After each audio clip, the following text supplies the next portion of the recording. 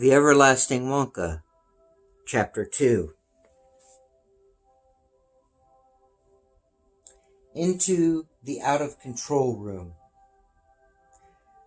Charlie made it to the control room door and struggled to find the right key.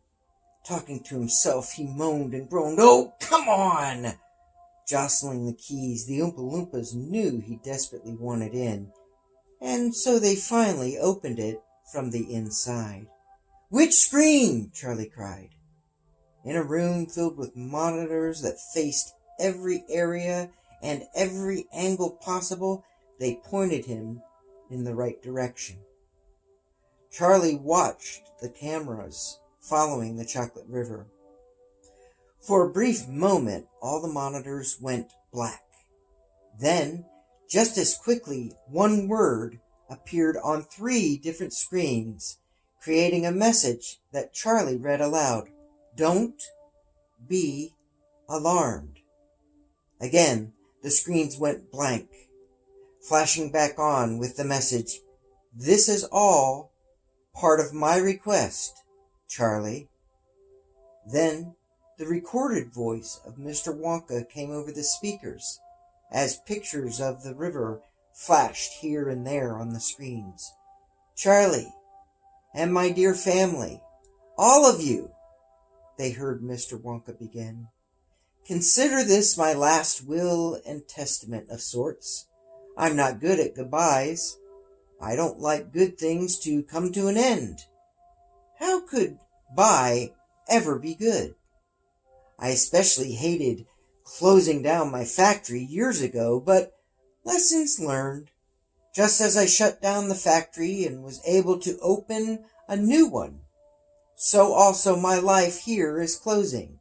However, a new one opens.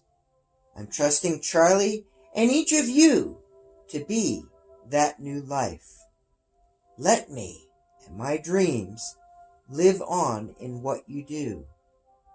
A strobe light then pulsated as the monitors went dark again. As the strobe light went faster and faster, the voice of Mr. Wonka began again, also increasing in speed. "Aha!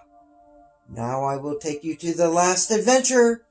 So watch, listen, feel, smell, and..." A puff of sweet candy cane aroma filled the room. He then ended with the last word, stimulating their last sense. "Taste." You could actually breathe in sweet, soft cotton candy. And oh, who doesn't like that? But wait, there was more. Mr. Wonka paused. The strobe lights turned purple and hit a mirror disco ball in the center of the room.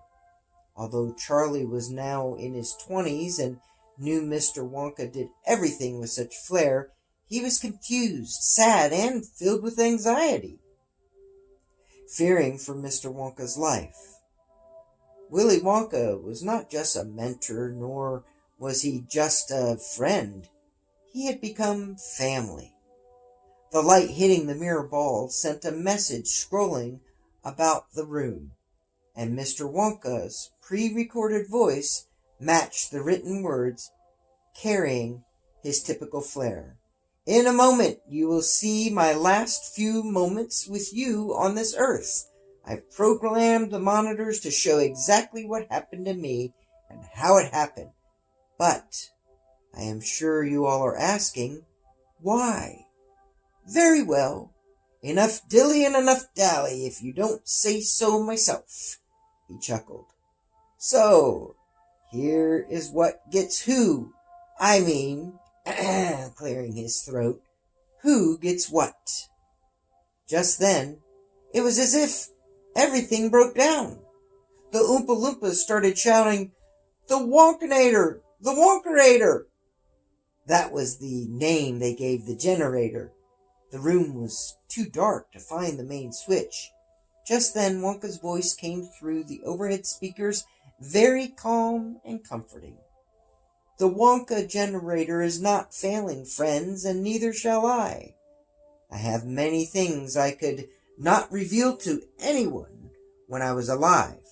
not even to Charlie. So, I will now show and tell. But first, I want all of you to put your busy little worried wart hearts and heads to rest. I floated down the chocolate river, and, thanks to my Oompa Loompa buddies, I was funneled to the end of the river, where another waterfall drops into the incinerator. There was not a dry eye in the room. Charlie's parents and the workers outside the monitoring room heard the voice on hidden speakers throughout the whole factory. Wonka continued, "Now, dear friends, don't fall apart. Keep it together. Many people are cremated these days, and what better way than this? You must know this as well. My premeditated plan was to drink large sips of chocolate from the river. So by the time I reached the end, I would be in complete state of nirvana, completely high from the cocoa beans effect. That we all know so well." The lights began to fade in the room, very slowly from the floor to ceiling. It was orange, red, and a little purple, and amber. It actually looked like a sunrise. They realized it was Mr. Wonka's doing. Not one detail was left out. He whispered, "Now, hush. Don't say a word. Don't tell anyone what else I am about to show and tell." End of chapter 2. On to chapter 3.